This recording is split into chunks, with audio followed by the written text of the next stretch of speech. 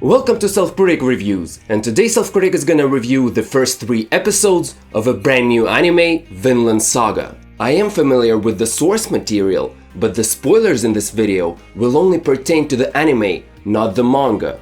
So you're safe to continue watching the video if you choose to do so, unless you think I'll inadvertently and subtly spoil the manga events. These are Self-Critic reviews on television and news. If this ain't your favorite artist, well, you're not getting amused. This is Self-Critic reviews. Is this gonna get different clothes? Or when if it's on YouTube, yet he is getting no yours. If you want some unbiased opinions, an analytic mind is worth billions. Yet he has been hiding his brilliance underneath this stifling difference. And if you don't like his opinions, go look for like-minded civilians to whine in the comment section and slap a dislike on his videos. Okay, so ever since I started reading manga in about 2007-2008, there were 2 titles I always wanted to get the adaptation the most: 20th Century Boys and Vinland Saga. So half of my dream is finally coming to life, and I'm pretty happy about it. However, with that said, it might actually be a bit too late because of the animation and art trends in contemporary anime. Because of them, it's highly uncertain that the anime could live up to the source material. This manga is pretty atmospheric and gritty, and nowadays, anime art and animation is too clean in my opinion. Current highly digitized art can't really encapsulate the true grit of the 90s animation. Like for example, in Berserk, Rurouni Kenshin OVA, or even Monster, which isn't even 90s animation.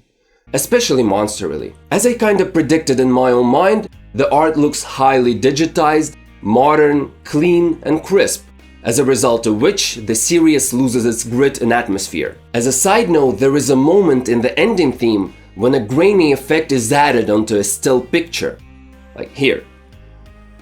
I don't know, if the whole series were to be done in this texture, it'd probably get old pretty fast, but honestly, this is a start. This is a start on how you want the entire series to look. This clean art just does not do the job properly. Apparently CGI was also sparingly used in the animation.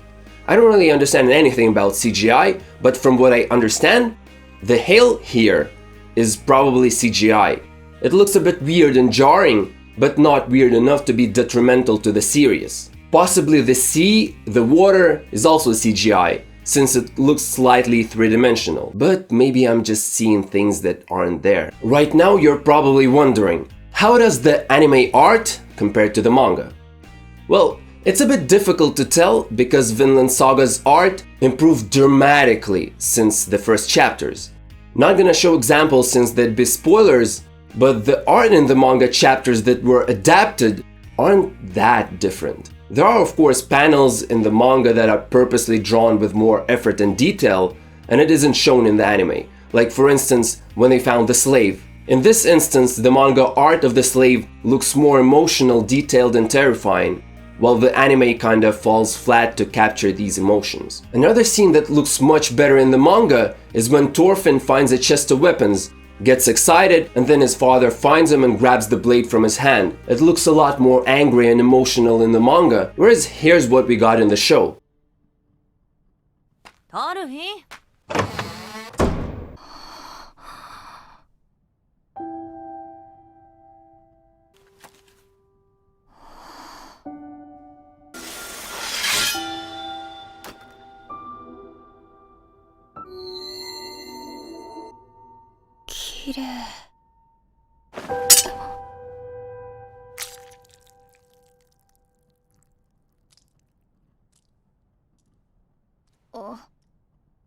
Not too bad honestly, it even has blood as well.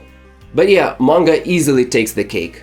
The anime really messed up by not showing angry Thors with shadows instead of eyes. The reverse example where the anime handled the scene better than the manga for me would be the scene when the villagers realized they were going to war. The source material did well, but one panel was probably not enough to illustrate the juxtaposition, and the amount of screen time the anime dedicated to this was way more appropriate. Enough about the art. I'll probably talk about it in future episodes anyways. The plot.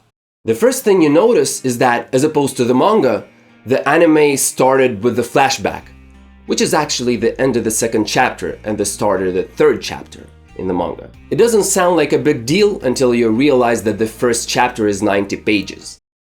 I did not notice it when I was reading the manga for the first time, because I was green and unknowledgeable, but in the anime, I felt that the transition between the kid Thorfinn, who got killed in the mock battles every time, and the angry kid Thorfinn who started hurting people after he found out everybody's going to war, was a bit sudden and abrupt. Before I finish my thoughts, let me tell you that Askeladd is my second favorite anime character of all time, and hell yeah, I was excited to see him. Not sure how I feel about his voice actor, but the character is incredible, so I can't wait to see him in action.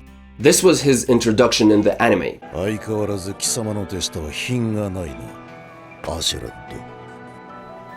キリスト教が好かねえだけですよ、フローキーの旦那。それよりさっさと仕事の話をしましょうや。手下どもも俺も。In the manga, that scene wasn't an introduction, because we'd already seen him in the first chapter. Spoilers. In any case, I'm happy the anime finally got the adaptation. And I'm not the most objective person to review this, because I'm already comparing it to the brilliant source material, which is incredibly hard to live up to. But I'm doing the best I can, enjoying what I see, and I'm sure the subsequent episodes will be great in their own right. Thanks for watching.